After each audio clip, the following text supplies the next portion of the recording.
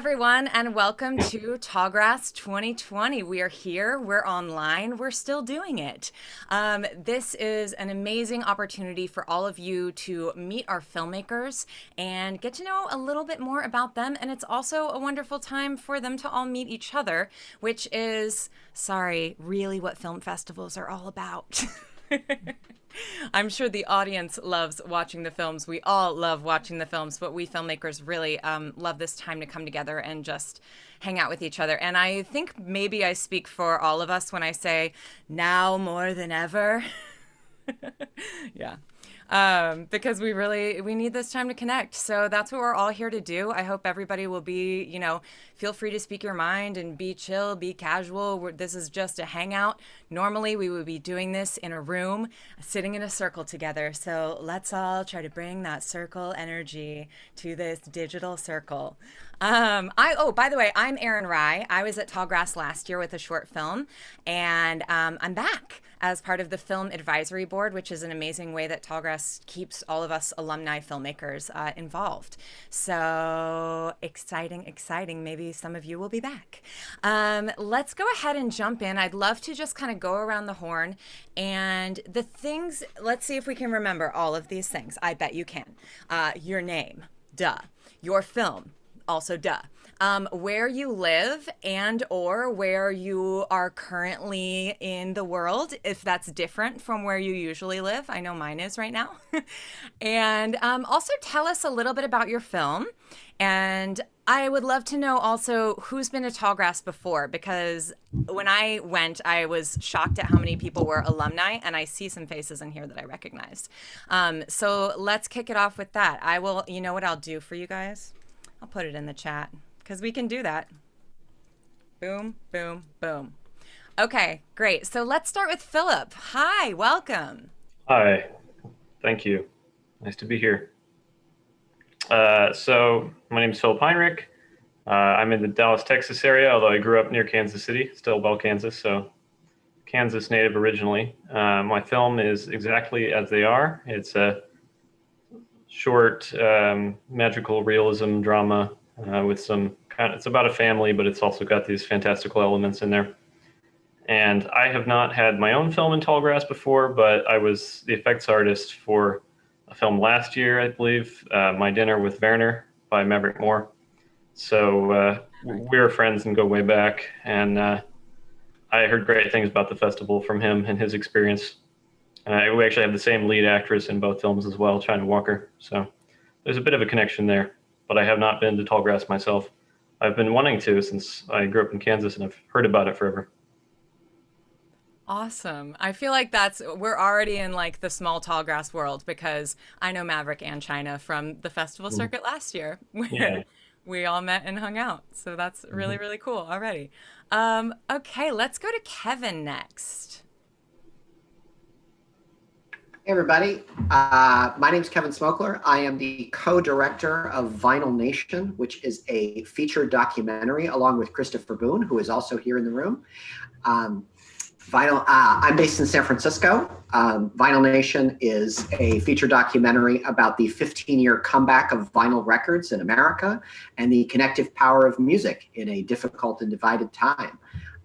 We are both first-timers to Tallgrass, and we're having a blast. So thank you for making it so much fun. And we're looking forward to meeting all of you. Yeah, what Kevin said. Should we just do Christopher next? Let's just go to Christopher next. Yeah, really not much more to add, except that I don't live in the Bay Area. I live in Albuquerque, New Mexico, and just excited to be part of Tallgrass this time around. I think Kevin was mentioning before we started how we had heard about it, but Vinyl Nation was partly filmed in Kansas, up the road at Salina, Kansas. So we're excited to bring the film back to Kansans to check it out. So thanks so much for having us. Awesome. Welcome, Christopher and Kevin. BEMorton. Hello.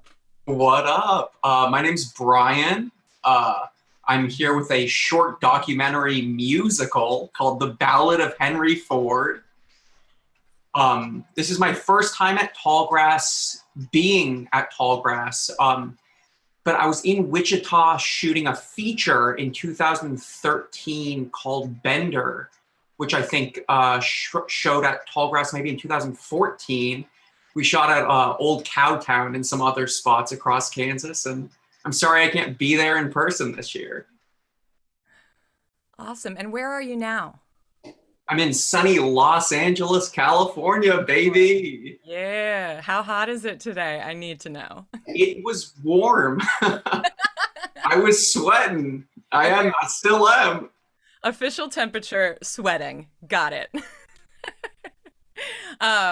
Let's go next to Zac Cron. Hello, so I'm Zac Cron. I'm in New York City.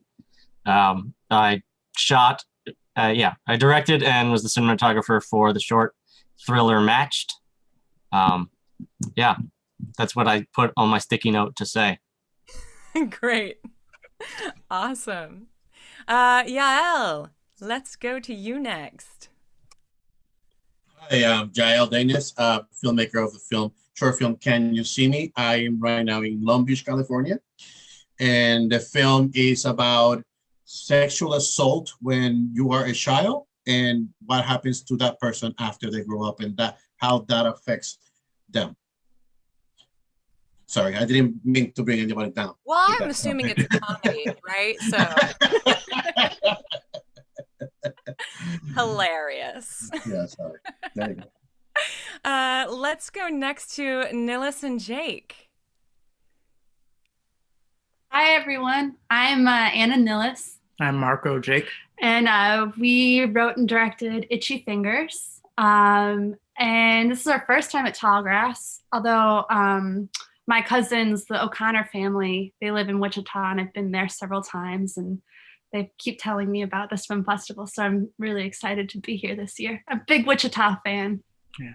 And we're from Chicago. Oh, yeah, we're from Chicago. Awesome. And tell us just like one sentence about your film. Short feature. It's a narrative feature. It's a dark comedy / comic tragedy about an aspiring comedian who is cast to play a school shooter in a community theater play. Awesome. I mean, again, another really light topic. Yeah. Not the best. Awesome. Great. Let's go next to Jonathan Wysocki. Hello again. Hello, nice to see you again. I'm Jonathan Wysocki. I have a feature that I wrote and directed called Dramarama. It's set in 1994, and it's about a group of high school drama nerds having their last murder mystery party before they go off to college, maybe based off of true events. I'm coming to you from Los Angeles. This is the first time I've had a film at Tallgrass. I've never been to Kansas. I've applied to Tallgrass with shorts many times before. So I feel like this is a big win to like finally get into the Tallgrass family. So I'm very excited to be at the festival. I did Jonathan's Q&A. And when I did the Q&A, I was also in Los Angeles like Jonathan, but now I'm in Florida because you know what? Things happen quickly. Keith. Hello, everyone. My name is Keith Lane. I'm the producer and director of the short animated documentary Dispatches from the Vietnam War, Beer, Bunkers, and Typewriters. It's in one sentence, it's about my father-in-law's time in Vietnam during the war and his journey through this sort of surreal and bizarre and intense experience that he had. I'm based in Washington, D.C., and this is my first year being in Tallgrass, and I'm really, really excited to be a part of it. So thanks for having me. Awesome. Let's come next to a familiar face, David J. Phillips. Thank God you added the J. If not, I would have just hung up immediately. You have to add the J. If it's there, you have to say it. There's so many David Phillipses in the world. Every time I hear the David J, I feel weird. But yes, now we all know my name. My name is David Joseph Phillips. And I'm here with two films, actually. The first one is the feature film Eat Wheaties. And the second one is a short film called Creature. I live in Los Angeles, but right now I'm in Toronto, where I was originally born, because the U.S. is a little scary right now. Have I been to Tallgrass before? I am very proud to say I have. This is actually my 4th year at Tallgrass, which is cool. I was excited to come back with a feature and a short and hang out with everybody, but that didn't happen. But here we are, and it's great. And yeah, the feature is directed by Scott Abramovitch, who just joined us, and the short is directed by Zane Rubin. And that's all I got to say about that. Awesome. Good to see you. Let's go next to Suzanne Kovacs. Hi. Oh, hang on a second. Can you hear me? Yeah. Hello. Yeah. Well, my name is Suzanne Kovacs. I'm a director from Denmark, but I live in the US now, actually, in the Bay Area as well. I moved here recently, just during the pandemic, actually. So, well, I made a very personal film. It's a documentary. It came out last year, almost a year ago now, and it's been traveling to festivals. This is actually the first festival in the US for the film, so it's very exciting. Yeah, and what can I say? It's a story about 3 generations. It's also a very serious topic, but it also has light tones on the way, I think. So, yeah. Awesome. Nice to meet you all. Let's go next to Sebastian. Hello. Well, I am Sebastian Yayobi. My short animated film that I directed is A Plushies Dream. I live here in Mexico. I'm in the North Frontier. And about my film is inspired about these recent events of SpaceX and NASA about Launch America. And they previously made like a test with a plushie, and that inspired me for making this animated short film. And it's my first time being here at Tallgrass, so thank you, and yes. Mm-hmm.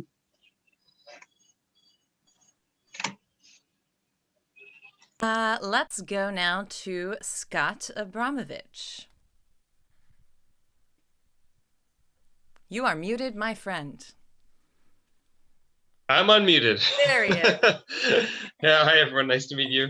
I'm a writer director of the film Eat Wheaties, which Dave was talking about a little bit before. From Montreal, Canadian like Dave, but I am in Los Angeles right now too. So I'm not complaining, but it's could be better, it could be worse, I guess. Great. Do you want to give us like a couple words about the film? Sure. It's about a guy who's kind of his worst own enemy and can't help but try too hard and say too much, and gets on social media and reaches out to a celebrity who he went to college with, and his life kind of spirals out of control from there. It's a comedy. Great. Sounds really fun. I'm excited. And let's go next to Elaine Chu. Hi everyone, I'm here in Los Angeles. Thank you so much for having me here at Tallgrass. I am a writer-director of the short film Sweep, which is about an improv troupe, hence the name Sweep, and a bunch of comedians who are just trying to make it in Hollywood and help each other out. Awesome. Yay, welcome. Okay, and then I see we also have Alison Morgan. Hi guys, sorry, I was at book club. That's why I'm running late. Book club is very important. I'm Alison, I'm from New York. I have a short called Sitting. I'm the writer, producer, and actor in it. Awesome. Yay, you want to tell us like one thing it's about? Sure. It'll be a whole sentence. I'll tell you many things in one sentence. It's about a babysitter who arrives for her latest gig and finds out that it's a grown man who intends to kill himself. Oh boy! How fun. It's in the drama section. I don't know. I want to see this movie now. So good sentence. Great. Awesome, awesome, awesome. Well, it's so good to see all of you and to hear a little bit about each of you. And I hope that you all have a chance to see each other's films. And I'm excited to see a lot of your films. There's also lots of fun things happening in the chat. Yes, hi. Sitting is so good. We are hearing from people. The reviews are in, and they're saying it's amazing. So great to see you all. I feel like from here on, I would love to see if we can manage to just have a conversation where we don't have to like raise our hands like we're in kindergarten. And I know it gets a little tricky on Zoom, but let's see if we can do it. I managed to do it in my classes every day, so somehow it works out. I think the first thing that we need to address is, you know, the elephant in the room, or to use a different animal metaphor, let's put the tiger on the table. We're all on Zoom. We're not together in Wichita as we might be otherwise. And I personally am very curious about what it's been like to be on this virtual festival circuit for all of you. And I'm very curious to hear about from some people who've been to Tallgrass before or been to festivals before. And if it's kind of your first experience really on the circuit, then I would love to hear that too. But I'm just going to ask you guys things I'm personally curious about. So this is the first one. Anyone?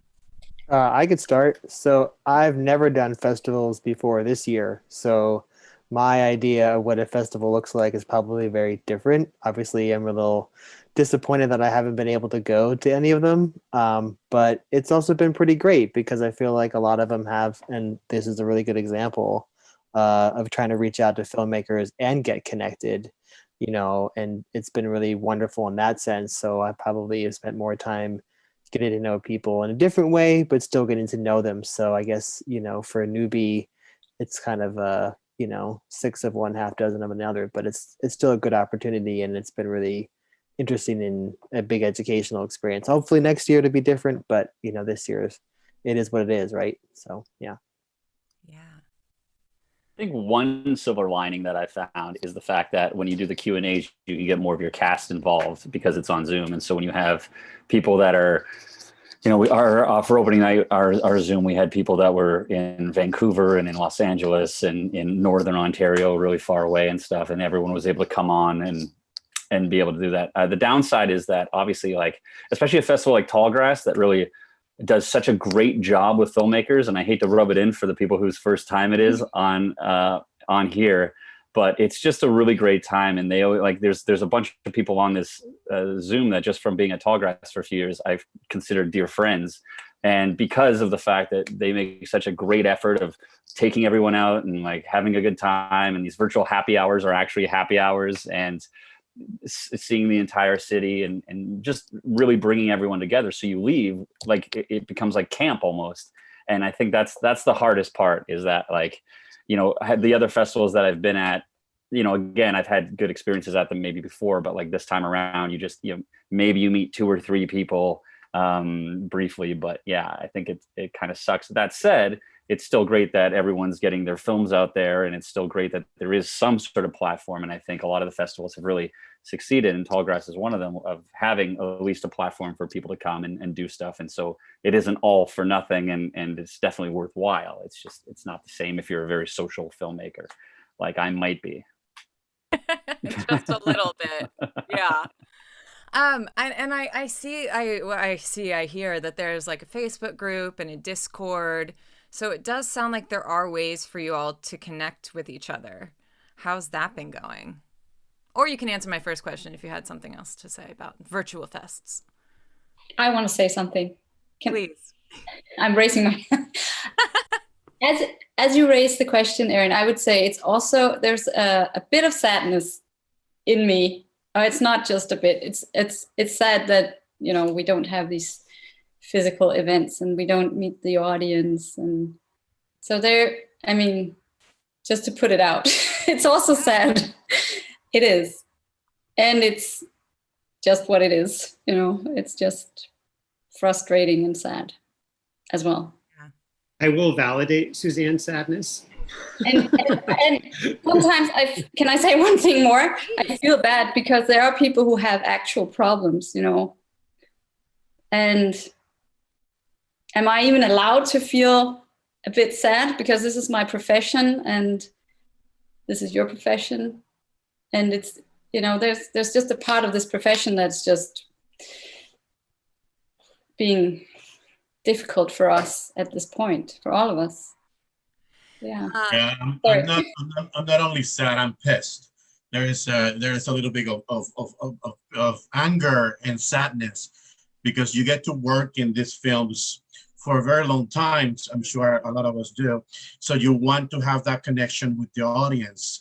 Once your film is in the festival, like this amazing festival, Tallgrass, then you're not able to go. So you make the best out of it. Doesn't mean that, you know, yes, I'm pissed and I'm sad. Just the film that I did, Can You See Me, got into a big film festival in Spain. I got a call. They were all excited, all expenses paid to go there.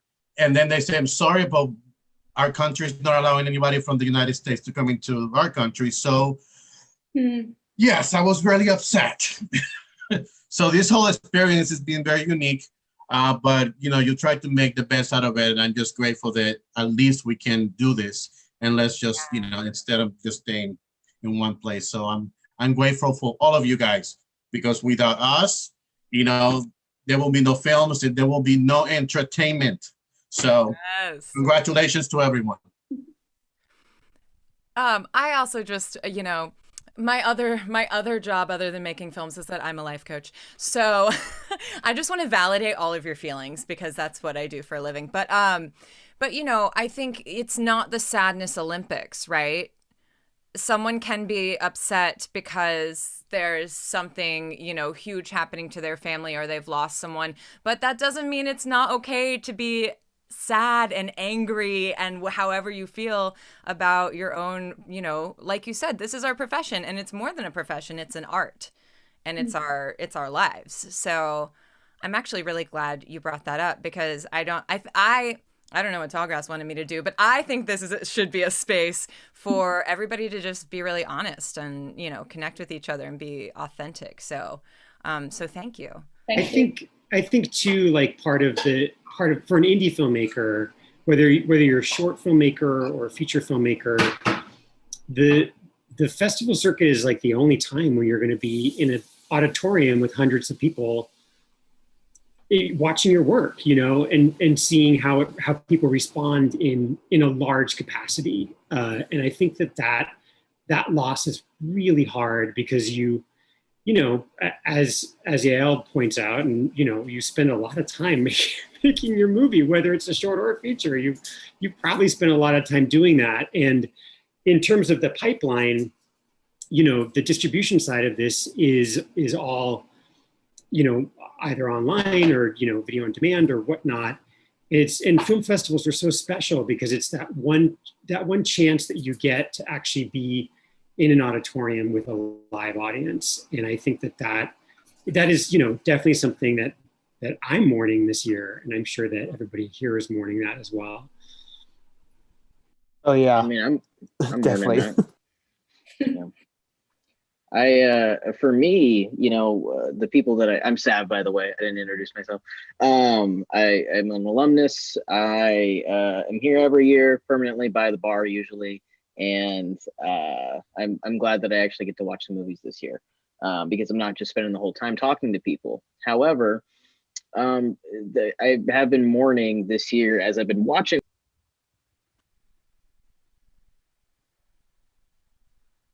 Sav, I think we lost you. You're on mute. Oh, Sav, you got muted. That's a bunch of bullshit. Okay, that is homophobic. That is transphobic. I am reporting this. No, honestly, I am really mourning the loss of getting to spend time with friends and family, people who are as close to me as family, you know, that I've gotten to know thanks to Tallgrass and other festivals like it, but especially Tallgrass. I mean, going through the Discord thread of memories of Tallgrass Pass, it broke my heart last night. And but while a digital thing doesn't necessarily replace the great vibes that you get in the room with people, I am grateful to the organizers for putting this on, because this is much better than just a year without Tallgrass, because it has become not only a tradition, but it's become like, it's been like coming home. No matter where I am in the world, I always make the time to come back to Kansas for Tallgrass. So I'm glad to be getting to know all the new folks here and seeing some familiar faces. Awesome. Can I call out, I want to call out Kevin, because before you were talking about being kind of new to this. So I'd love to hear your perspective as well. So Chris and I like to say that he's back of the house and I'm front of the house. That's kind of the nature of our partnership. Unless it's not obvious already, he's sort of the adult and I'm the bright ray of enthusiasm / attention whore. So I was really excited when we were putting our release plan together for Vinyl Nation to go to film festivals and hang out with people. And Chris was more interested. Chris wanted that too, but he was more interested in the experience of like, I want to sit in the back row of a dark room and see our movie on a huge screen and see people react to it.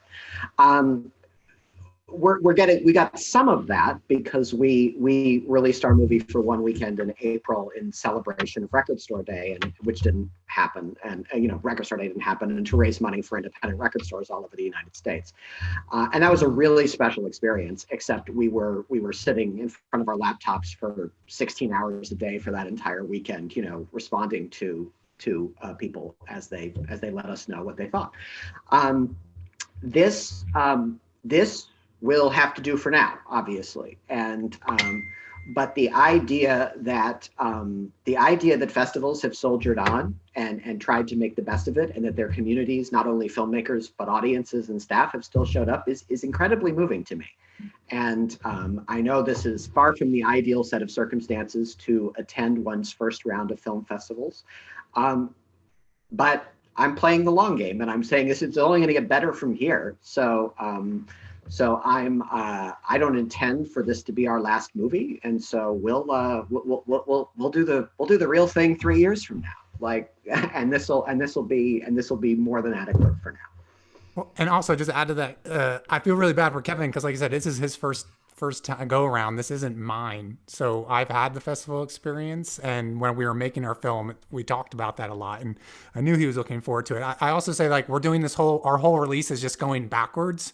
Like Kevin said, we released it specially for Record Store Day virtually just to help record stores. And in addition to festivals, we're also doing a virtual cinema release right now. And we're getting into festivals after the virtual cinema release. And so we're going to just do theatrical. We are going to show it in a theater at some point in time. It's just going to be the end. And I would imagine a lot of you are probably thinking the same thing. Like, even if it's just for me, my family, and friends, we're totally renting out a theater and we're going to watch it on the big screen and have that experience. Unfortunately, everyone will have already seen it, but they won't have seen it together. And it sounds like a joke, but we're totally going to do that. I just don't know when it's going to be. No, we'll do it multiple times. Yeah, most likely. Yeah, we're going to go on a road show. Then it's just going backwards. So like we'll put it back in a can when we're all done. But we definitely appreciate festivals like Tallgrass for having films like ours at your festival, because we're doing it totally backwards, because it's 2020 and everything is backwards. And I just want to also send a shout out to all the filmmakers here for submitting your films to the festivals, because we all recognize, I think, as we're talking about here, how important they are as experiences. And if we don't put our films out there to the film festivals to screen, they won't be here next year, and if we're not encouraging people to come and attend those film festivals, even though they're virtual, they won't be around. And so that's been a big thing for us, for our movies. Like, how can we support the art house theaters, the record stores, the film festivals, the things that make our cities and towns and neighborhoods so special and do bring us all together and connect us. So thank you to the filmmakers. Thank you to Tallgrass for stuff like this. I'll add one more thing here and then I'll be quiet. Chris and I paid really close attention to the Film Festival Survival Pledge when that came out. And we really wanted to know like which film festivals were effectively saying like, whatever we have to do to alter the protocols of how we usually do things, we will do that because the survival of the festival and the continuous pipeline for independent filmmakers is ultimately the most important thing. And we're like, okay, like we may be completely wrong for some of those festivals, but we're going to apply anyway because we feel like their efforts to continue in this really difficult time is great for all, is really important for all of us and important for us to support them. And so we did a lot of emailing festivals being like, okay, we've kind of done it in this cockamamie, our release in this cockamamie bullshit fashion. Like, is that okay with you? Can we still submit? We've made a lot of friends just doing that. A lot of people being like, yes, please do. And we hope you find a way to bring your film to, upper nowhere, Idaho when we can. And we're like, yeah, fantastic. Yeah. So it's been a totally different yet great experience for the two of us, I would say. I just wanted to say that Christopher mentioned renting a theater. And one of the producers who produced the film, directed and wrote Can You See Me, just emailed me that now you can rent an AMC theater for $99. So just want to put that out there. Yeah, no, and Nick was just putting that in the chat, and that's fantastic. I live in New Mexico, and no theaters are open in New Mexico, so not even AMC. But I think that's great that they are trying to think outside of the box too. Hey, if you want to go see Jurassic Park or Empire Strikes Back, you can rent a theater for $99. But yeah, definitely for independent filmmakers, hopefully they'll extend that offer to people who want to do that. Granted, you'll only be able to have 10 people in the theater, I think, with you. I'm gonna wait until we get to the other side of this because I'm an optimist and I know we'll get to the other side of this because I want to fill the house and I want to make sure that we do that because I want Kevin to have the experience that he hasn't had yet either. I've had that experience and he hasn't yet. So whenever that day comes, we'll figure it out. But good suggestion on AMC. And for those of you who want to take advantage of that, but also talk to your art house cinemas, your local cinemas. I know there are a number of them that are doing that. You can't do it in New Mexico, but like if I know like the Brattle in Cambridge, Massachusetts, you can rent their theater out for screenings and stuff like that too. So remember to support the indie art houses because they're the ones who support us, the indie filmmakers. I just want to say I love Keith Lane background, so I just want to say that. You're very welcome.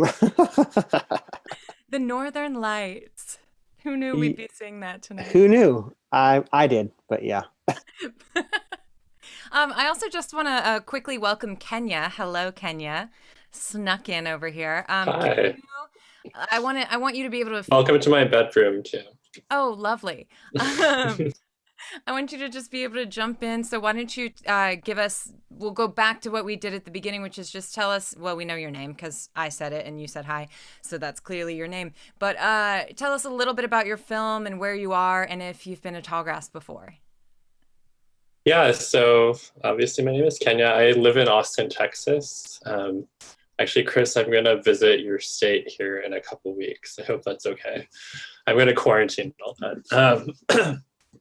But yeah, my short film is Michelle, and it's about a 10-year-old Asian American girl who fights off her bullies using her inspiration, Michelle Kwan.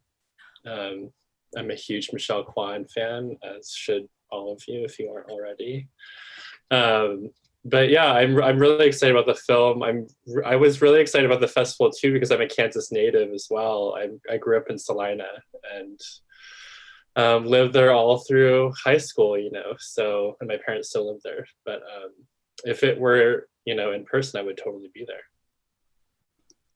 Yeah, I mean, I think that's the one other thing that if I can put a silver lining to kind of put a cap on this is that, we all actually get to watch the films. Because normally we're running around socializing and you have to make a choice, right? Of like, okay, do I keep having this really interesting conversation or do I run to the next film block? And now we all kind of have that opportunity. And also, unlike Kenya, and I'm sure a lot of you who would have probably made it out to the festival, there are probably some people that wouldn't have made it out to the festival. And now they can be here as well. So not to Pollyanna it, but if we can take any silver linings, I think those are maybe a few that we can take. All right. I want to move on to ask about I'm very interested in if anyone has made any personal discoveries or artistic or creative discoveries during this time of like weirdness and wackiness in the world being upside down, or like a big bolt of inspiration for you, because I will facilitate by beginning the conversation. So part of what I've done in quarantine is like go on an anti-diet and fix my relationship with food and start learning about the diet industrial complex. And the next thing you know, I'm like, oh my God, it's a feature film. There's singing, dancing cupcakes. Maybe Lizzo will be in it, you know? And so if from this personal thing that I probably wouldn't have done if I hadn't been like, well, nobody's going to see me for 6 months. I don't know that I would have had this idea. So whether it's kind of like a personal journey or whether it's some kind of like creative inspiration, I'm curious if there is anything different that this time of having more time to reflect and less time to travel to film festivals has given y'all. Well, for me, I realized how much time I spent on social media, and I cut myself off cold turkey. So no apps, no nothing on my phone. I only go on them on my laptop or my desktop. So that prevents me from doing that. But depression was a big thing for me. I suffer from depression. To find a way to deal with depression while you are in your home all the time. And I just threw myself into my writing. And that's what I've been doing. So in the past 3 months, I have written 2 full feature screenplays, and now my 3rd one. So inspiration comes, but I have to, in a way, disattach myself from the world because there's so much negativity and so much division, especially in social media, that just brought me down to a place that I couldn't function. So I stopped, and that was my inspiration. Get away from social media until everything's done, and then get back to it once everything is back to some sort of normalcy. Awesome. I love that. I made a movie last month. I'll relate this back to film festivals. I met somebody from the Fox Digital team at a film festival last fall and was invited to come in and pitch ideas in February, right before everything shut down.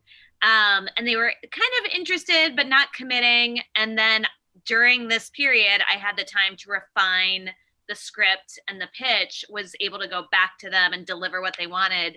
And so we made it in September. It's through Fox Disney, and it'll be on Hulu on Wednesday. As part of this bite-sized horror series. So it's a 4-minute queer erotic thriller. It's called First Date. You can see it on Wednesday and hopefully through the end of the month and beyond. So that felt like a win. That's a huge win. Amazing. That's very exciting. I also, you don't have to have written 2 screenplays or filmed and released a film during quarantine. We want to hear about whatever wonderful things the rest. I've spent a lot of time singing to karaoke tracks as well. So, but amazing, Alison. That's very exciting. And I would love to see it. I can't wait. So our experience has been, interesting in that we were sort of right at the finish of our edit in February and March, and we're probably like a few weeks away of being done, but then kind of just put the brakes on and sort of stretched out those last polishing 3 weeks into several months of sort of revisiting the movie and kind of discovering that there were different things in it that were really we were realizing based on everything that was sort of happening in our own lives and in the world. There's a lot of stuff in our movie that's very much about a person who is very online and spends a lot of time on the internet and not in the healthiest ways. And all of a sudden, these scenes where a person is lonely by themselves in their bedroom staring at the computer screen had like New relevance. yeah, new resonance for us, and kind of what maybe was like just a transition moment all of a sudden became this new thought of like, oh, this actually is there's something else here that we could think about. So that was just an interesting experience to kind of be negotiating both the thing you're working on and the world that you're living in at the same time. And it was pretty liberating too. I think a lot of artists I know were examining the relationship with productivity and work ethic during this whole time. And it was, for a long time, I wasn't able to write just because I couldn't find the, who knows when we're going to shoot again and all that. So it was interesting to see like, okay, I could not work on this for a while and nothing bad happens. And I have to just, I can't fix my problems through work. So that was kind of fun and strange and still unresolved, but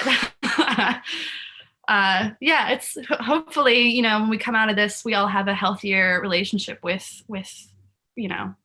work and capitalism and how much we push ourselves and trying to do and why.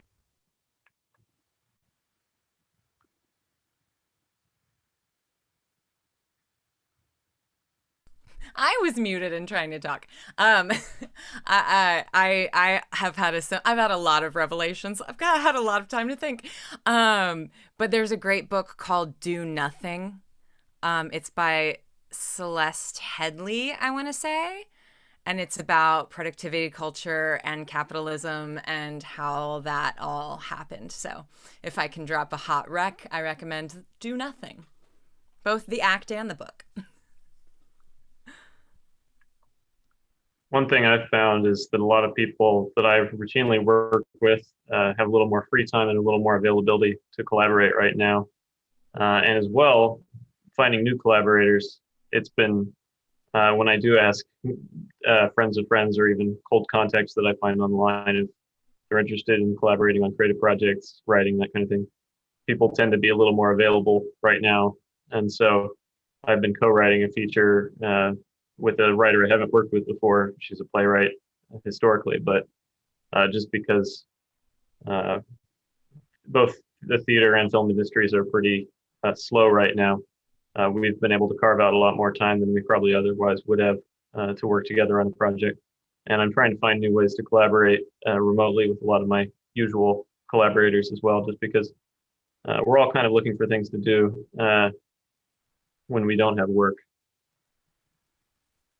Yeah.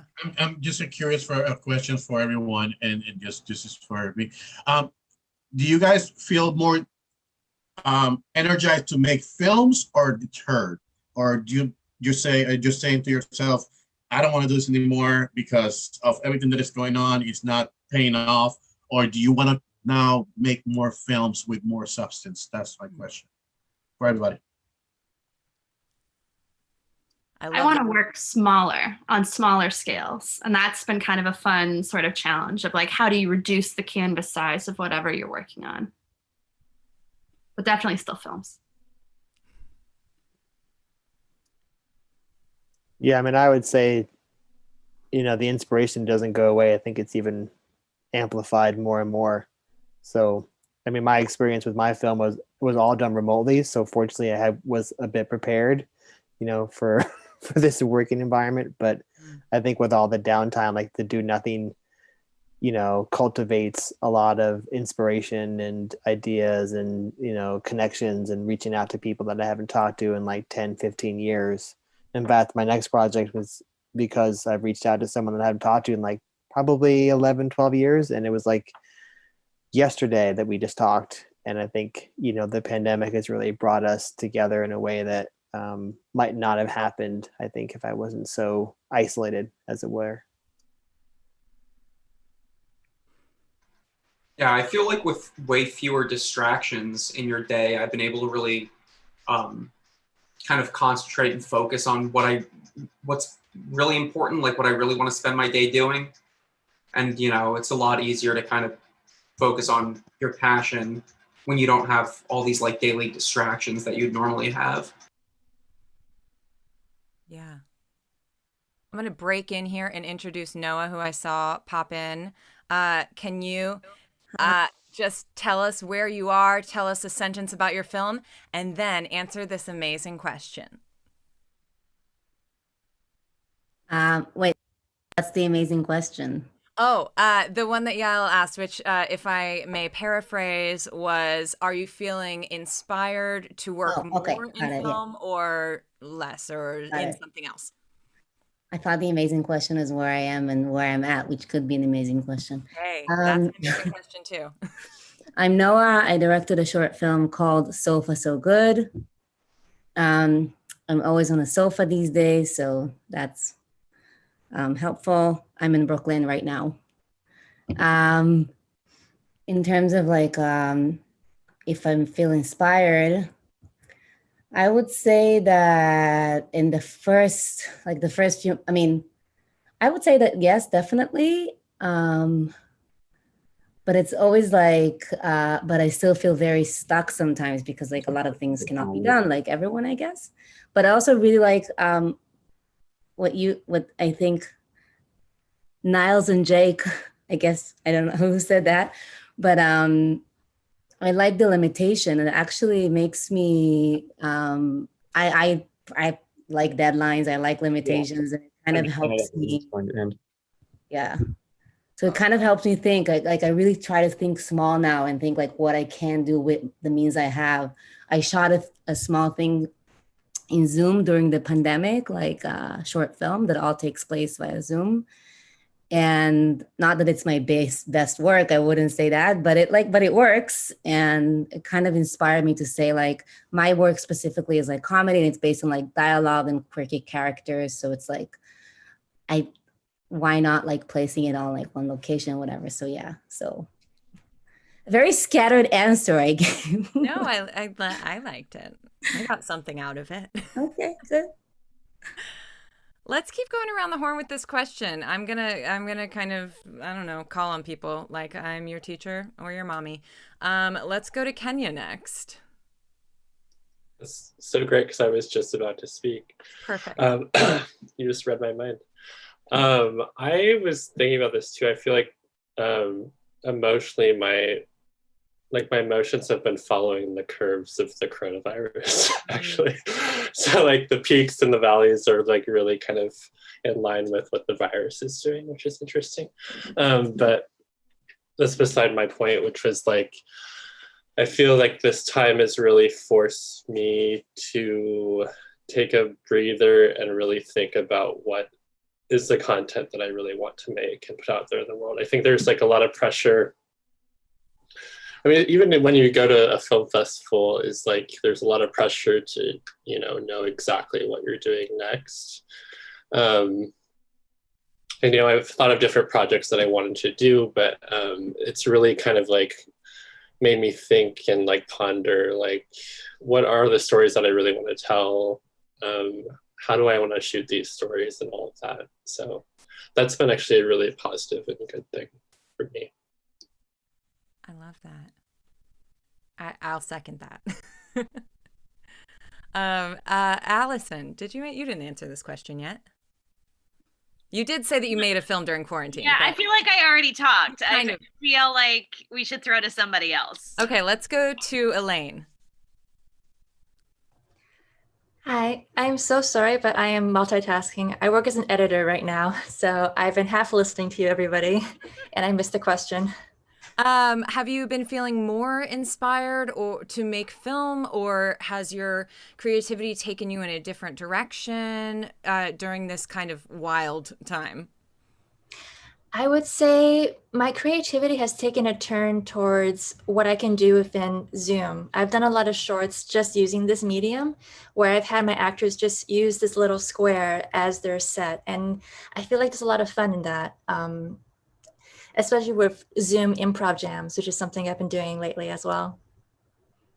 Awesome. What kind of improv, Jim?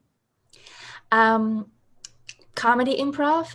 Basically, it's a montage where everyone gets to do a scene and you can jump in and out whenever you want to and use any room in your house.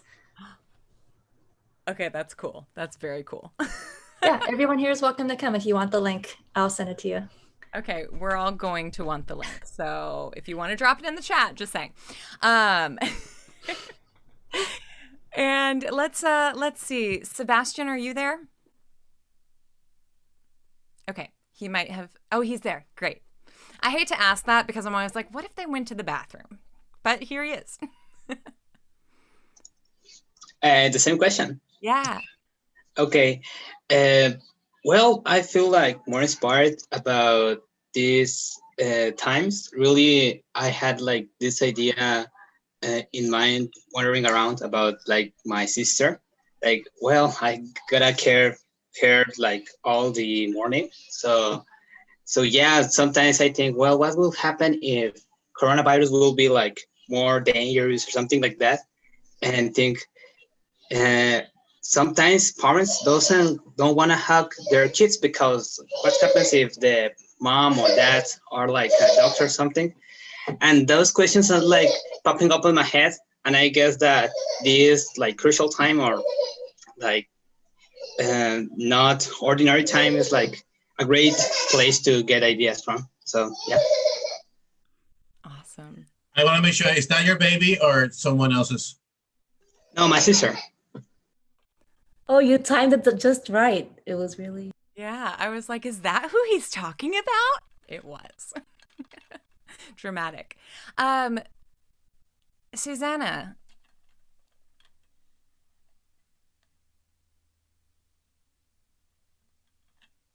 Thoughts?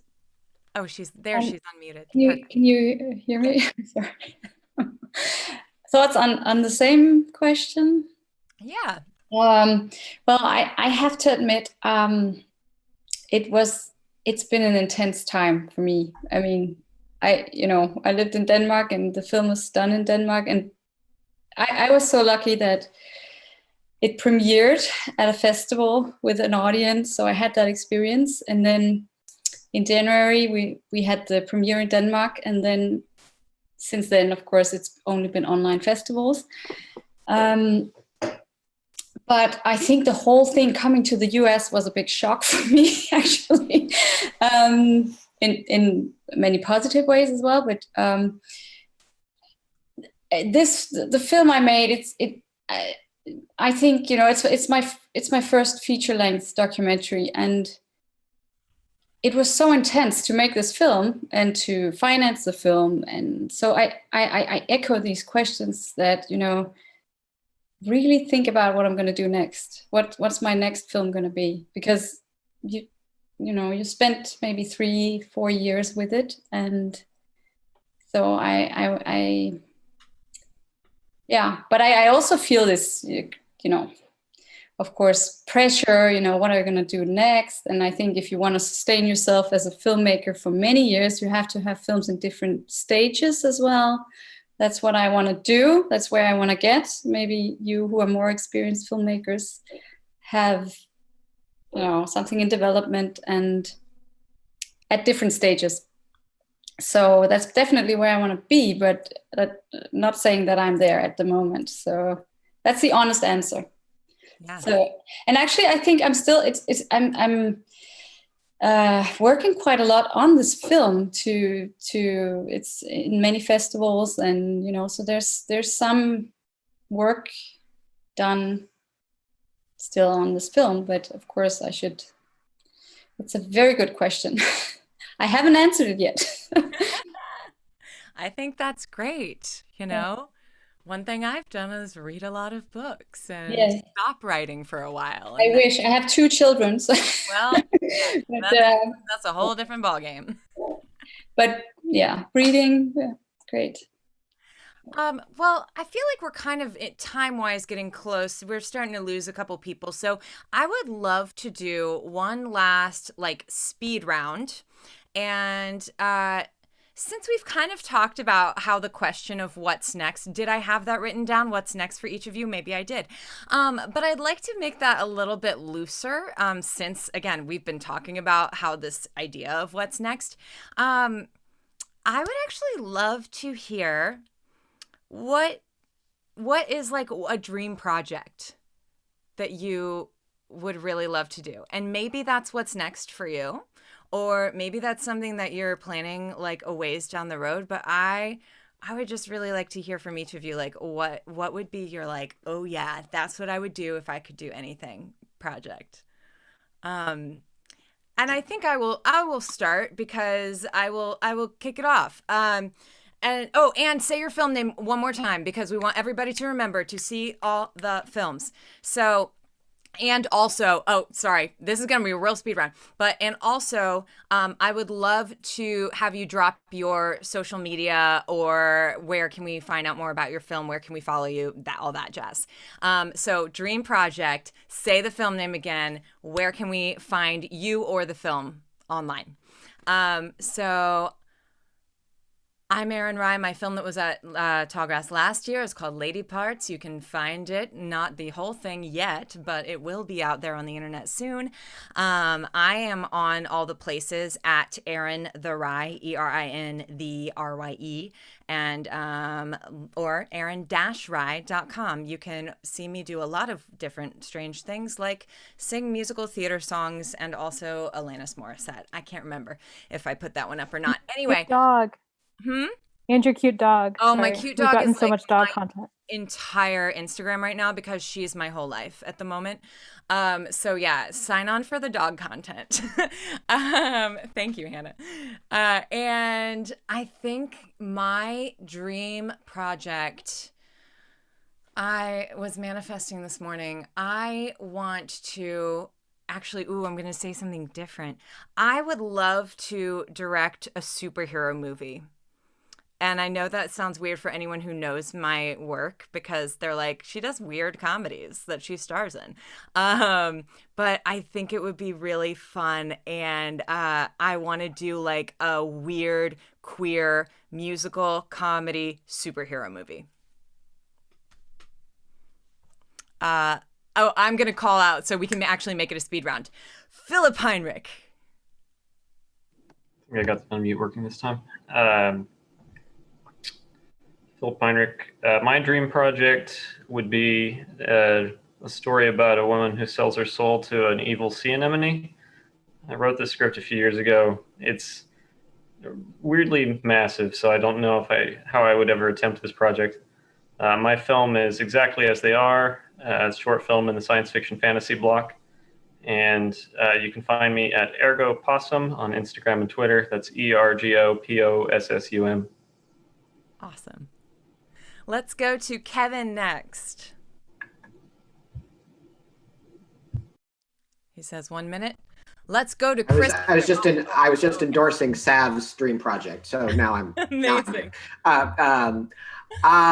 Chris and I probably have different answers. I think we'll probably, have our fingers in each person's respective dream projects. I have an idea that I would like to do a biopic of Gil Scott-Heron.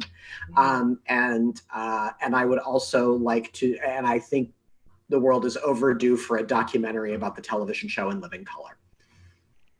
Awesome. So where can we find you? I know you put it in the chat, but people watching this online, I don't think will be able to see the chat. Yeah, vinylnationfilm.com, and then our IG and FB handles are vinylnationdoc. Awesome. And I guess I'll just jump in on Kevin there since we did collaborate on this one. He's right. We probably have two different dreams. I came from the narrative world, so it was cool to do a documentary. I'd love to go back into the narrative world. I don't know if I have a specific dream project. I definitely have a feature script that means something to me, but I'm also tinkering with a limited series idea. And I just feel like if I've done narrative feature and I've done a feature doc, I feel like limited series is the next thing to go to. And I think podcast has to get in there somewhere as well. So we just got to cover all the bases. They're a little too nebulous to share at this point in time. That's not because I don't want to. They're just a little too nebulous, but that's what I've been tinkering with at this stage. I love that though. Nebulous. Let it be nebulous. Like this is whatever. We're chilling. Don't know where it's going to take me yet. Yeah. No, Well, and you said I'm going to have to be Chris next time around. So Chris will be real loud and I'll be real dignified. So. You did say the word podcast, and then Delilah also said I should mention my podcast, which is called Erin and Allie Hate Everything, because we do, and we've been doing it since, I think we got the idea about November 10th, 2016. So yeah, if you like queer, feminist, whatever, politics, pop culture, all that, sorry, Tallgrass, all of that stuff. You can edit me. You can find us, Erin and Allie Hate Everything. We're on all the places. Let's go on to Brian. Oh, you're muted, Brian. I'm back. So my name is Brian. You can find me at BEMorton on like all the socials. So I unified it. My project is the Ballad of Henry Ford, short documentary. My dream project is like, I'm crazy about this story, so I want to do it. I was planning on doing it as a stage play in Los Angeles, but obviously we're not doing that. But the dream is they're all children. They're all like 8 years old. I want to work with like 8-year-old actors, talking about like cars and the elders of Zion and stuff. That's the dream. Awesome. That sounds amazing and like something I'd never want to do. So you go do it. Yael. Yael Deynes. I directed, wrote, and produced the short film "Can You See Me?" My dream project, who is becoming a reality, thank goodness, is my first future screenplay that I wrote. I did 10 years worth of research on that screenplay. It's called 175. It's about the prosecution of gay people during the Holocaust and after. A lot of people know there is a local paragraph 175 that was kept in the books until 1994. The only Nazi law that the Germans kept until 1994. But my producer, Marsha Posner Williams, is here. And I never studied to be a writer. This is not what I intended to do with my life, to be a filmmaker. So I wrote this script. I taught myself how to write a screenplay. I submitted it, and I get an agent. And this beautiful woman, Marsha Posner Williams, she is a 3-time Golden Globe winning producer, 2-time Emmy producer winner. And I know she's closing her, but I'm going to throw that out there. She has taken me under her wing. So my career started as a filmmaker 5 years ago. And right now I have 3 amazing producers who are producing 175, and I have the other stuff. So I'm very happy that that's coming a reality. So there you go. That's it. Say hello, Marsha. Hi, Marsha. Hi, everybody. I already feel so invested in all of your projects. I'm like, oh my gosh, yes, I'm very invested. Okay, so we're definitely going to want to follow up on that one. Last thing, I just want to share, www.175themovie.com. It's in the price. There is a documentary that I did called 175 The Journey. It's 45 minutes long. It's my journey through 175, 15 years worth of research to get to where I am today with that film. So there you go. That's it. Amazing. I think a lot of us are going to check that out. Zac Cron. All right. Yes, Zac Cron. I directed and shot the short thriller Matched. You can find me probably by my name on Instagram and Facebook. I think there's an underscore in between the first and last, or just bytheglasspictures.com. That has links to everything, and you can find the films and me and all of that. For Dream Project, there's ones that I'm trying to pull off and can't pull off because of COVID and everything else. So I'll just go back to one of the first films I wrote and still haven't been able to produce. It's a short Robin Hood taxman comedy in which I play Robin Hood because no one will ever cast me as Robin Hood. So that's the one I want to get done at some point. I don't care when. I could be 50 because I'm almost 40. I don't care. I'm going to get it done at some point. Have a big 10-person sword fight and fun. I love it. That's my motto. When people won't cast me as something I want to play, I just write it myself. It's great. I hope you get to make that when you're like 70, because the older you get, the funnier it gets. I'm telling you. Yes, I agree. I agree, Sab. Let's go to David. Hey, everybody. Yeah, I'm the producer of Eat Wheaties, which was the opening night film. And honestly, that kind of was a dream project as a producer, as cheesy as that is. I got to work with actors that I've admired and loved for years and years. And the fact that they did a movie that was inspired and everything was great. I do have another thing that's totally different that I'm working on that I actually want to direct. And it's based on a true story about a musician that had a really rough life. So we're working together. So I'm pretty excited to get that made. But from a producer standpoint, honestly, Eat Wheaties was the shit for me. So if you get to see it, that'd be awesome. Amazing. Good producer always promoting the movie. It's true this time, though. Let's go to Susanne.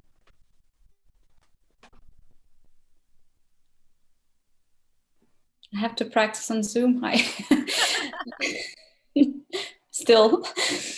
Okay, so again, I'm the director of It Takes a Family, and it would be my honor and pleasure if any of you want to see it. It's geo-blocked, so if any of you want to see it, I can send you a link personally, and you can find me on Facebook or Instagram. My film has a Facebook page as well. It Takes a Family. Yeah, I mean, I think I have many dreams. So one of them is I would like to make a music documentary one day, like a very, very good one, like, you know, Scorsese level, good.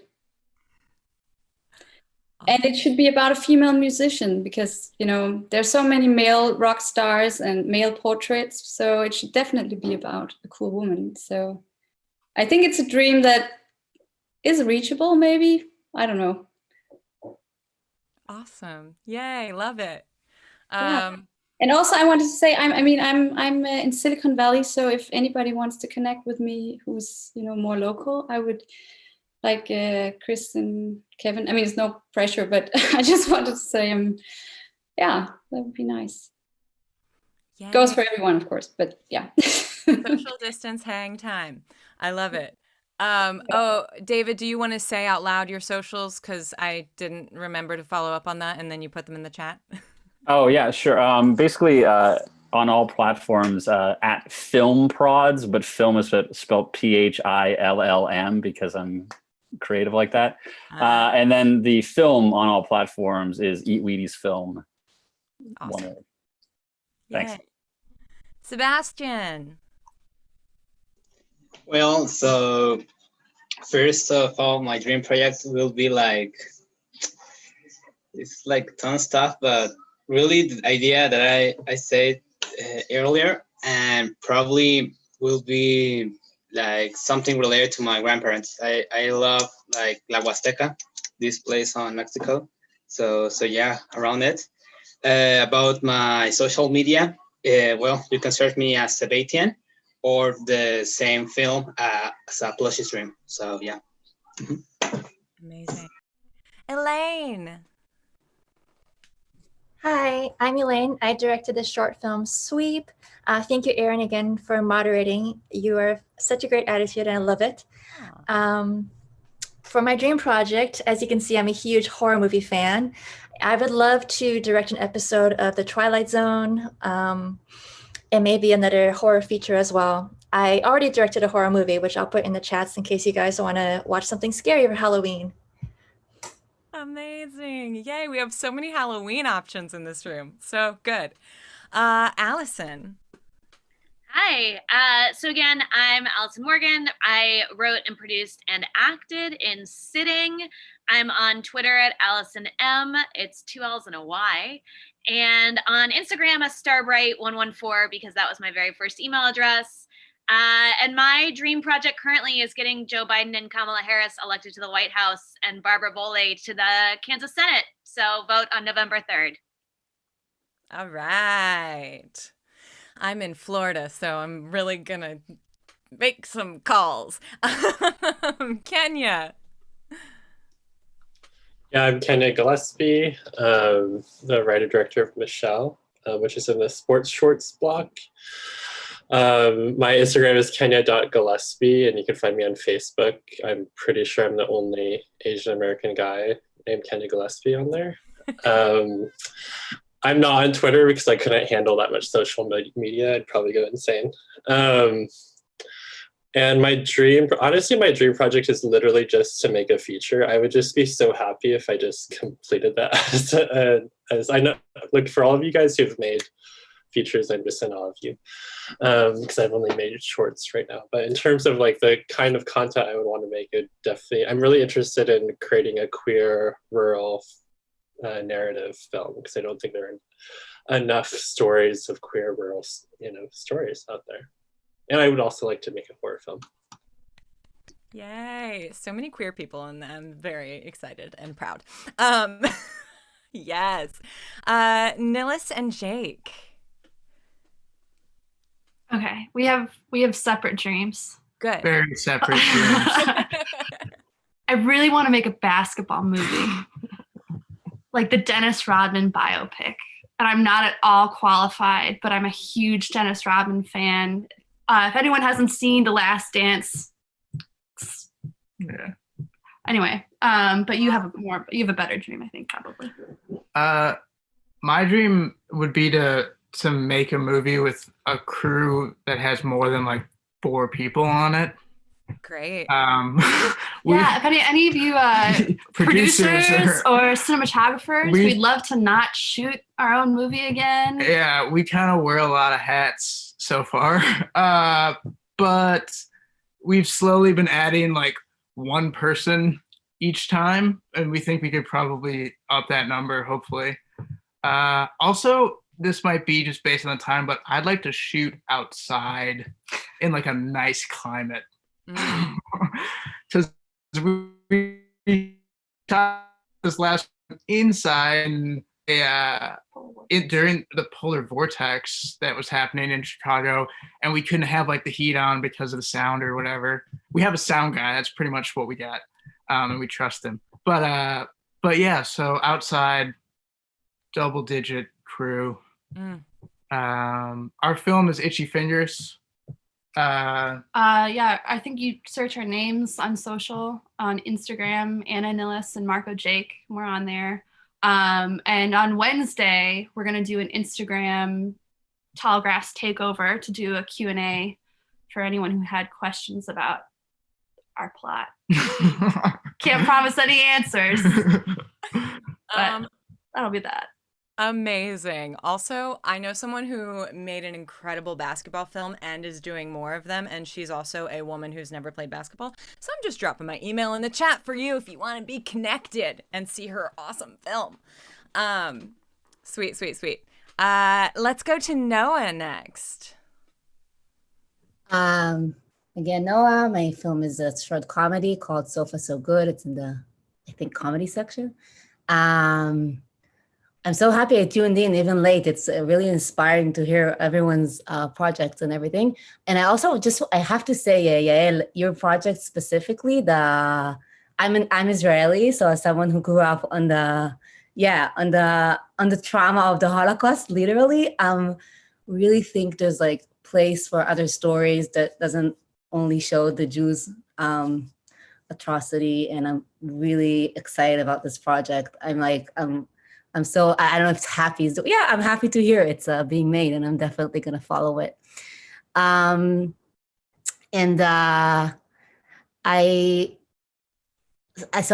actually host and produce comedy shows in New York. If anyone is ever in New York and want to come to a show, I had one last night. One of them is called Speak American. It focuses on immigrants and first-generation comedians. It's a live stand-up show. And aside making a feature film, which is, I echo everyone's dream to do that, I want to do something around like my comedy for like my comedy thing that I created and do some kind of like a special documentary comedy thing. And my social is called Speak American. And my social is in Noah Osher, and you can find me on whatever. Amazing. Yay. Great job, everyone. Did I miss anybody? No? Yes? No? Great. No one's yelling at me. Well, thank you all so much for tuning in and being here and, you know, actually communicating with each other and being, you know, so willing to get open and authentic on Zoom when you know it's being recorded for the public. So I think it's really cool. And I also think like that's another great thing about film festivals is that we, the filmmakers, get to actually connect with people in the public and they get to hear about our lives and our process and all the things that we do. So I think I just want to thank you all for both, you know, showing up on a Monday night and also for being just so wonderful and open. And I will say that I'm very excited to see all of their films. So I hope that everyone who's watching this will also get excited to see all of the films. And, you know, please do stay tuned for all of the awesome bonus materials. You'll get to see Q&As with these filmmakers and maybe some extra sexy cast members and whoever else is around for those Q&As.